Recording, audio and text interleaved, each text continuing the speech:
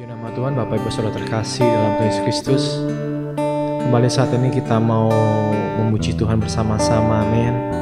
Kita mau mulai aktivitas kegiatan kita sepanjang hari ini, dan kita mau menaikkan pujian kita kepada Tuhan, amin.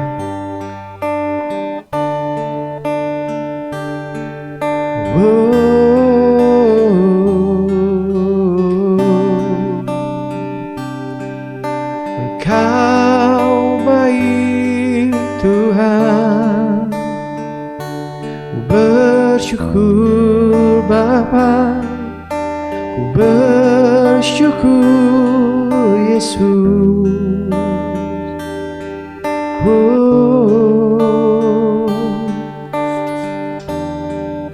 Terima kasih Tuhan, terima kasih Bapa, bersyukur.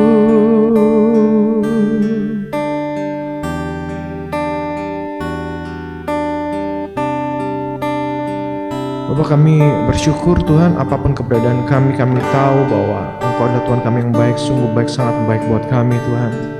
Terima kasih buat kasih setiamu Tuhan dalam kehidupan setiap kami Tuhan, amin.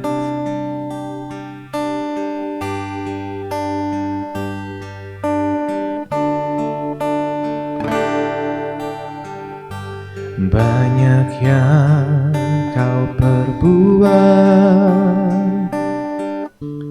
di dalam hidupku, rancangan indahmu terjadi di hidupku. Bapa yang mengerti segala yang ku perlu, kasih-Mu sempurna nyata dalam hidupku. Ku bersyukur Bapa, ku bersyukur Tuhan buat kasih setia-Mu di dalam hidupku. Ku bersyukur, ku bersyukur Bapa, ku bersyukur Tuhan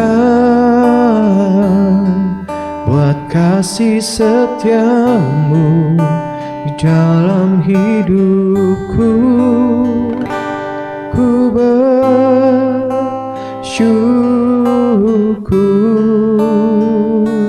ku bersyukur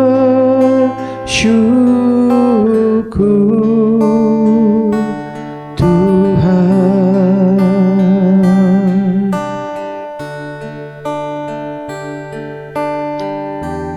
Makasih Yesus,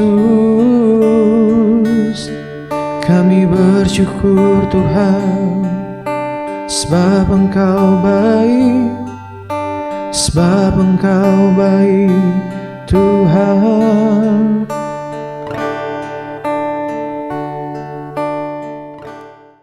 Shalom, puji nama Tuhan, Bapak Ibu Saudara terkasih dalam Tuhan Yesus Kristus. Kembali kita ketemu lagi untuk sama-sama belajar kebenaran firman Tuhan di dalam dan kecil.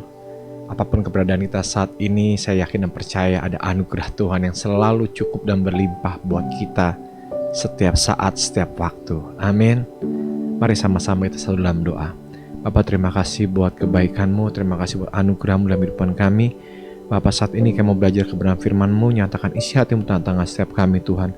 Tuhan, kami tahu kami bukan orang yang sempurna, penuh dengan kesalahan Tuhan. Oleh karena itu pimpin bimbing kami ya Allah Roh Kudus, sehingga kami dapat mengerti isi hati-Mu, mengenal kehendak-Mu, mengerti pribadi-Mu, dan mengalami anugerah-Mu dalam kehidupan setiap kami. Di dalam nama yang kudus Tuhan kami Yesus Kristus, kami berdoa dan kami bersyukur buat kebaikan-Mu. Mari kita dikasih Tuhan sama-sama katakan, amin. Haleluya, puji nama Tuhan. Bapak Ibu Saudara terkasih, Pagi hari ini kita akan belajar satu tema yang luar biasa, yaitu tentang rise up atau bangkit. Ya, di dalam kitab Yesaya pasal yang ke-26 ayat yang ke-19. Demikianlah firman Tuhan. Ya Tuhan, orang-orang-Mu yang mati akan hidup pula. Mayat-mayat mereka akan bangkit pula. Hai orang-orang yang sudah dikubur di dalam tanah, bangkitlah dan bersorak-sorai, sebab embun Tuhan ialah embun terang, dan bumi akan melahirkan arwah kembali. Haleluya, puji nama Tuhan. Kematian yang dimaksudkan di dalam ayat ini, Bapak Ibu Saudara terkasih, lebih mengarah kepada kematian rohani di kala itu. Soalnya pada saat Nabi Yesaya menulis firman Tuhan ini, menyampaikan firman Tuhan ini, di kala itu kondisinya adalah bangsa Israel dan bangsa Yehuda sedang mengalami namanya kemerosotan moral yang luar biasa. Mereka melakukan hal-hal yang sangat amat menyakitkan hati Tuhan. Mereka melakukan hal-hal yang tidak benar di hadapan Tuhan. Mereka melakukan penyembahan berhala. Mereka meninggalkan Tuhan Allah mereka yang menyertai mereka, berkati mereka, dan berbagai macam tindakan-tindakan dan perilaku mereka sangat-sangat menyakiti hati Tuhan, sehingga otomatis akibat perbuatan yang tidak benar ini pun ada resikonya. Pada akhirnya baik bangsa Israel maupun bangsa Yehuda, mereka masuk ke dalam pembuangan. Oleh karena apa? Oleh karena perbuatan mereka yang tidak benar. Oleh karena apa? Oleh karena mereka harus menanggung akibat perbuatan mereka yang melawan Tuhan. Sepertinya ketika mereka masuk ke dalam masa-masa penghukuman dari Tuhan, masa-masa pembuangan, bila kita baca di dalam kitab Raja-Raja maupun dalam kitab 2 Hawari, di dalam ayat ini mengatakan bahwa seperti nggak ada harapan lagi. Dikatakan bahwa bangsa Yehuda maupun bangsa Israel atau umat Tuhan itu sudah seperti orang-orang yang mati. Bahkan sudah mati dan menjadi mayat, artinya benar-benar mati. Dan bahkan dikatakan sudah dikubur, Bapak Ibu Saudara terkasih. Oleh karena itu seakan-akan nggak mungkin lagi ada pemulihan, nggak mungkin lagi bisa dibangkitkan kembali. Baik kita berpikir secara logika, seseorang yang sudah mati dan menjadi mayat, sudah hampir mustahil dia hidup kembali. Secara medis pun sudah sangat-sangat tidak mungkin, Bapak Ibu Saudara terkasih. Apalagi kalau dia sudah dikubur, itu kayaknya udah nggak mungkin deh. Dan itulah kondisi yang dialami bangsa Israel saat itu, di mana mereka mengalami satu kematian rohani yang begitu luar biasa yang seakan-akan membuat tidak akan dipulihkan. Namun firman ini disampaikan untuk menjadi satu penghiburan buat bangsa Israel di kala itu, bahwa Tuhan sanggup memulihkan, Tuhan sanggup membangkitkan, sekalipun kondisi bangsa Israel pada waktu itu sudah mati seperti mayat, bahkan sudah dikubur, seakan-akan sudah nggak ada harapan lagi. Namun Tuhan berkata bahwa embun yang dari Tuhan, anugerah yang dari Tuhan, kasih karunia dari Tuhan dapat memulihkan mereka, bahkan dapat membangkitkan mereka dari kubur untuk bersorak-sorai memuji dan memuliakan nama Tuhan. Amin. Oleh karena itu, hari-hari ini apa yang sedang melanda hidup kita, sehingga rasanya kita ini sudah seperti orang yang mati, Bapak Ibu. Tidak ada pengharapan, kecewa, putus asa, depresi. Bahkan dapat dikatakan kehidupan kita yang kita jalani seperti zombie. Artinya seperti mayat hidup yang kita nggak jelas mau ngapain, arahnya kemana, tujuannya apa. Dan kadang-kadang kita pun sendiri bingung gitu loh. Karena kondisi yang kita hadapi sudah di luar kemampuan kita, sudah di luar logika kita, Bapak Saudara terkasih. Dan kita merasa akibat perbuatan kita yang tidak benar, akibat perbuatan kita yang salah, yang tidak baik, itu seakan-akan sudah mengubur semua harapan kita untuk bangkit, untuk menjadi lebih baik lagi. Oleh karena itu, Bapak Ibu Saudara terkasih, mari kita sama-sama datang kepada Tuhan. Mari kita sama-sama menguatkan hati dan kepercayaan kita kepada Tuhan. Kematian apa yang hari-hari kita alami? Apakah kematian di bidang ekonomi kah, di bidang keuangan kah, keluarga kah, pergumulan, persoalan, sakit, penyakit, apapun. Sekalipun itu akibat kesalahan perbuatan kita di masa lalu, sehingga kita harus menanggung akibat kesalahan kita. Karena memang Bapak Ibu Saudara terkasih, kalau kita berbuat salah, kita berbuat dosa, kita berbuat sesuatu yang menyakiti hati Tuhan, tentu ada resikonya yang harus kita tanggung. Dan itu firman Tuhan sudah katakan, apa yang kita tabur pasti kita tuai. Tetapi ada satu kabar baik. Ketika kita seakan-akan kehilangan pengharapan, ketika kita seakan-akan sudah tidak mampu lagi berbuat sesuatu karena kita sudah dikubur oleh akibat perbuatan salah kita, perbuatan jahat kita,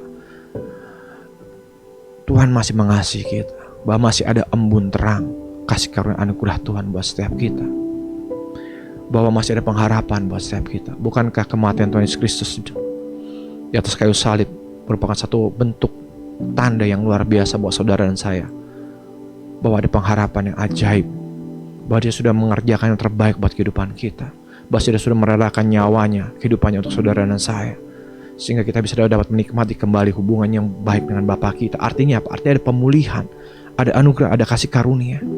Dan Tuhan Yesus pun membuktikan dia tidak hanya mati buat kita, tetapi 3 hari kemudian dia bangkit kembali untuk menunjukkan bahwa ada satu kuasa yang dahsyat di dalam kehidupan setiap kita. Ketika kita menerimanya, menerima Tuhan Yesus Kristus sebagai Tuhan Yesus Selamat secara pribadi, itu ada sesuatu kekuatan yang supranatural Bapak Ibu, yang melampaui akal logika kita, yang Tuhan anugerahkan kepada setiap kita untuk menjalani kehidupan ini. Sekalipun keadaan kita begitu menekan kita, begitu menghimpit kita, permasalahan kita semakin hari semakin bertambah buruk, semakin hari semakin bertambah tidak baik. Apa yang kita doakan bukan menjadi kenyataan, justru apa yang kita takutkan malah menjadi kenyataan. Tetapi kabar baiknya adalah ada Yesus dalam kehidupan kita yang sanggup berjalan bersama-sama dengan kita, yang menanggung bersama-sama dengan kita, dan menganugerahkan kekuatan supranatural kepada setiap kita untuk melewati setiap masalah, setiap proses kehidupan, sehingga kita bisa keluar sebagai pemenang, bahkan lebih daripada pemenang.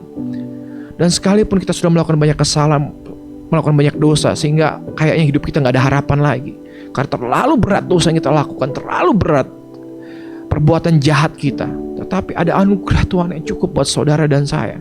Selama kita mau mengasihi Tuhan Yesus Kristus, kita mau menerima sebagai Tuhan Yesus secara pribadi, dan membiarkan Tuhan Yesus Kristus bertata, berdaulat secara penuh dalam kehidupan setiap kita.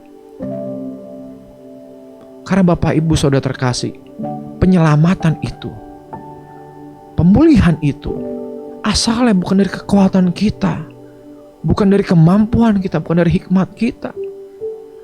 Bukan ke dalam kitab Yesaya yang tadi kita baca di dalam ayat yang kedua, dalam pasal 26 ayat yang ke-9 dikatakan bahwa kita ini sudah mati, menjadi mayat, bahkan dikubur.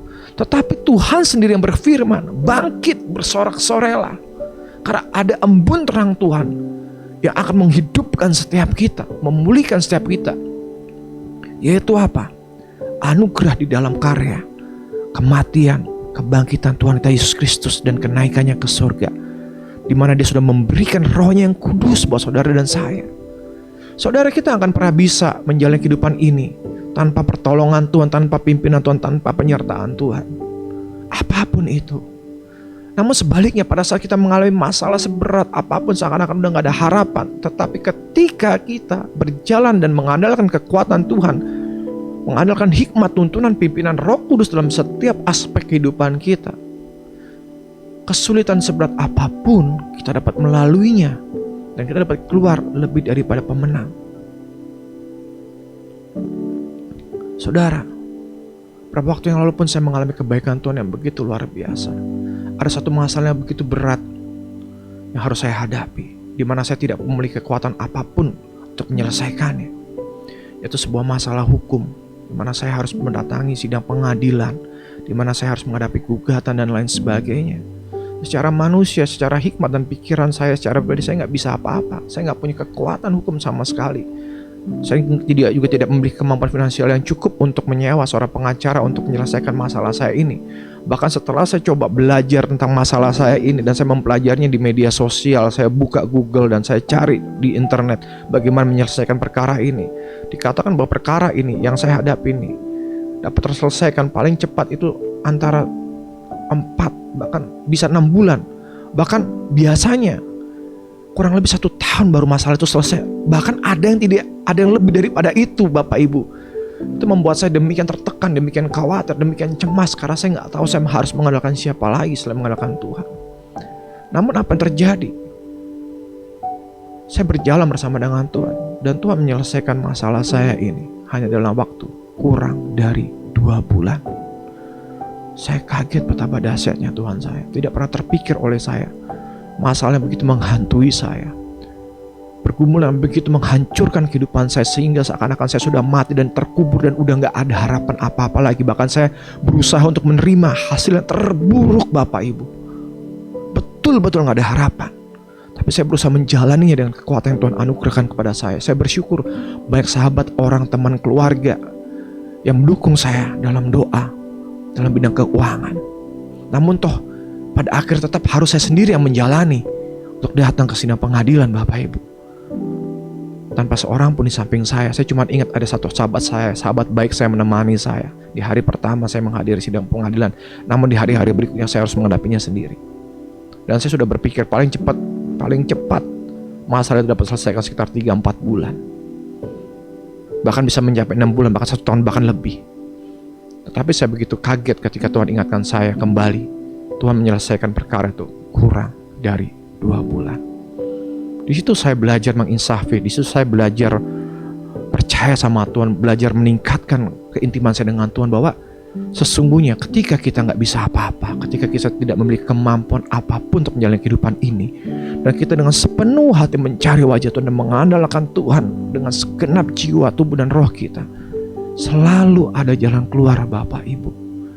Karena Tuhan itu adalah Tuhan yang baik. Dia nggak pernah membiarkan saudara dan saya itu jatuh, tergeletak. Tangannya selalu menopang setiap kita dan akan mengangkat kita untuk bangkit kembali.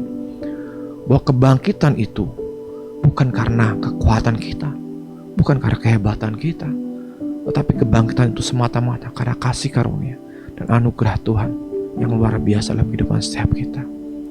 Saya berharap penyampaian firman Tuhan yang sangat jauh dari sempurna ini, kesaksian yang sangat jauh dari sempurna ini bisa menguatkan setiap kita bahwa perjalanan kita bersama dengan Tuhan pasti melewati masa-masa sulit, pasti melewati lembah kekelaman, pasti melewati lembah air mata, pasti melewati kesulitan, penderitaan, kesengsaraan, aniaya, masalah, pergumulan yang sangat berat sampai kita tidak mampu mengatasinya.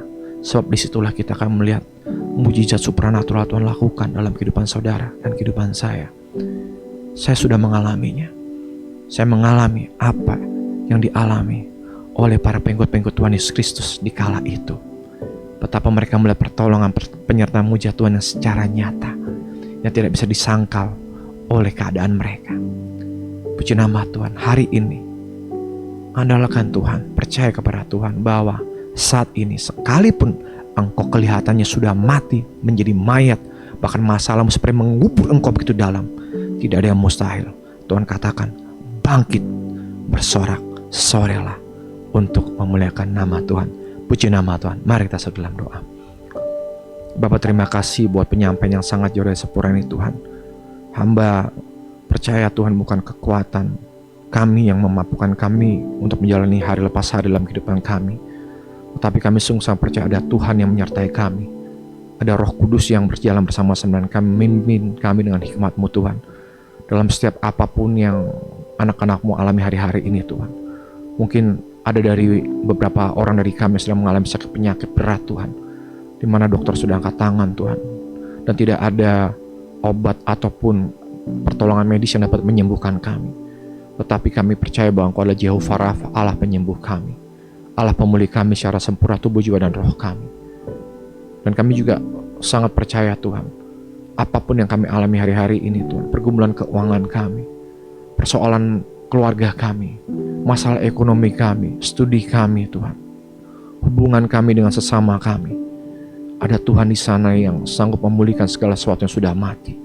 Bahkan ada Tuhan yang sanggup membuat segala sesuatu yang sudah terkubur untuk bangkit, bersinar terang untuk kemuliaan nama Tuhan. Terima kasih banyak Bapa.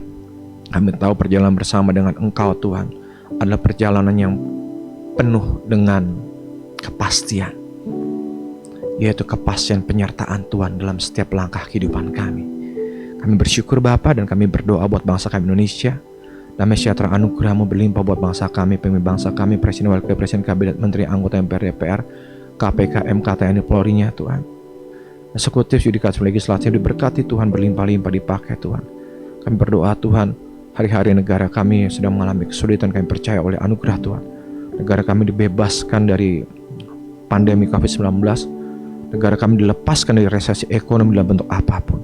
Negara kami negara yang diberkati Tuhan, negara yang makmur, penuh dengan damai sejahtera dan anugerah Tuhan berlimpah buat bangsa kami Indonesia. Terima kasih banyak Bapa, makasih banyak Tuhan Yesus Kristus, makasih banyak ya Bapa Roh Kudus. Kami bersyukur buat kebaikan-Mu dalam kehidupan setiap kami.